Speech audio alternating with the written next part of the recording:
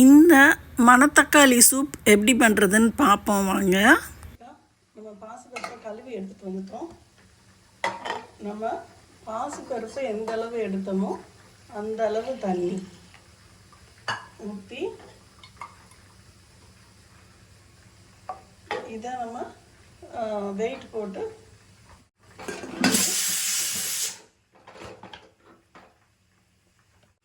நம்ம அடுப்புக்கு வச்சு ஒரு 3 விசில் விட்டு எடுத்துக்கிடலாம். நான் அடுப்பு ஆஃப் பண்ணிடுறேன். இதில் கொஞ்சம் மணத்தக்காளி கீரை எடுத்து வச்சுருக்கேன். இப்போ குக்கரில் போட்டுக்கிடலாம். இப்போ இந்த குக்கரில் நான் இந்த மணத்தக்காளி கீரையை போட்டுக்கிறேன்.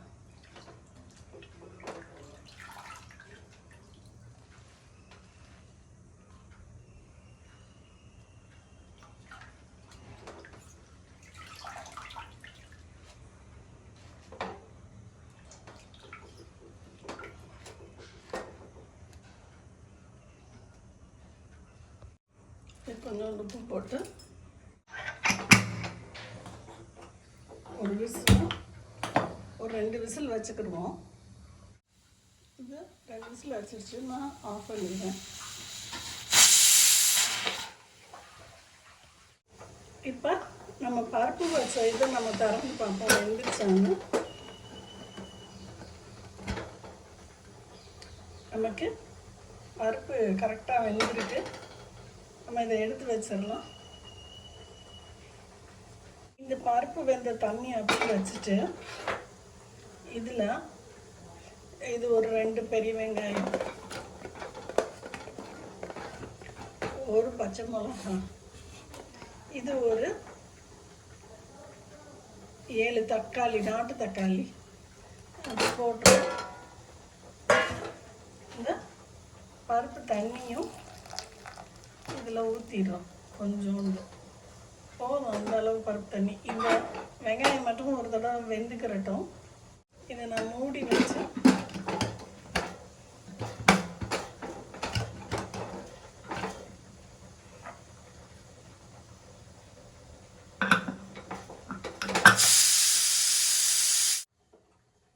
ஒரு 2-3 விசில் விடட்டும் சூப்புக்கு. இப்போ நம்ம இந்த மாதிரி ஒரு வடிதட்டு வச்சு இந்த கீரையை கீரைக்குள்ளே போட்டு வடிச்சுக்கலாம். தண்ணி பூரா இறங்கட்டும். அந்த தண்ணியை நம்ம சூப்புக்கு யூஸ் பண்ணிக்கிடலாம். பாருங்க, நம்ம இப்போ கீரையை வடிச்சிட்டோம்.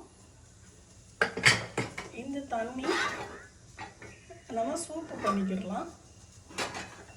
மணத்தக்காளி கீரை தண்ணி. இப்போ பாருங்க, நம்ம வேக வச்சுருந்தோம்ல வெங்காயம் எல்லாமே நல்லா வெந்துருச்சு. இதை நம்ம இந்த வெங்காயம் தக்காளி இந்த நல்லா வடியட்டும். வடிஞ்சோன்னு பார்ப்போம்.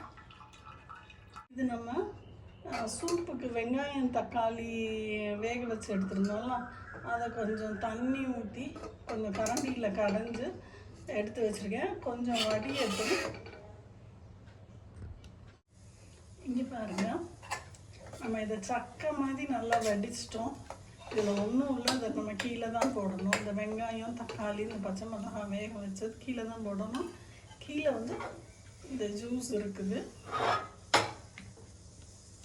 இப்போ நான் இதில் மணத்தக்காளி நம்ம கீரையை இது பண்ணி வச்சுருந்தோம்ல, அந்த தண்ணியை இதில் ஊற்றி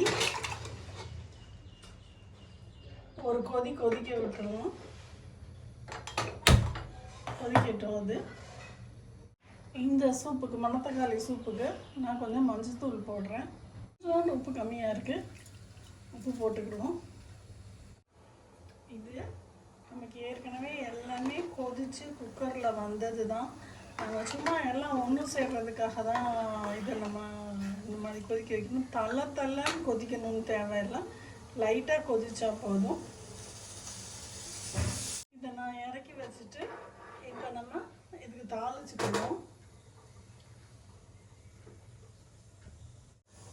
இது நான் கொஞ்சோண்டு நெய் ஊற்றிருக்கேன் சட்டியில். கொஞ்சோண்டு கடுகு போட்டுக்கிடுவோம். இது கடுகு வெடிச்சிருச்சு. அடுப்பு ஆஃப் பண்ணுறோம். பெருங்காயம் கொஞ்சோண்டு போடுறோம். கருவேப்பிலை போடுறோம். இது சோம்புத்தூள் போட்டு, இது மிளகுத்தூள் போட்டு கலந்து ஒரு நிமிஷம் இருக்கட்டும்னு விடுறோம்.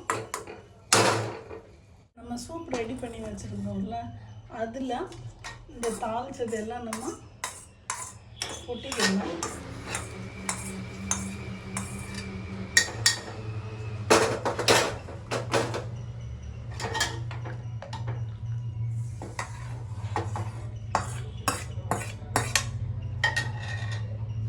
நமக்கு இப்போ சூப் ரெடி. இந்த சூப்பை நம்ம இந்த மாதிரி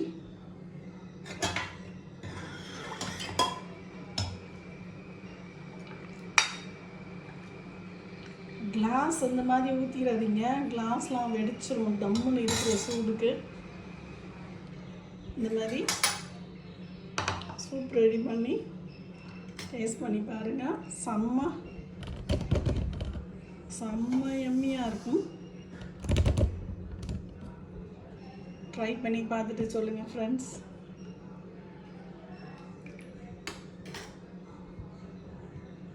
பாய்.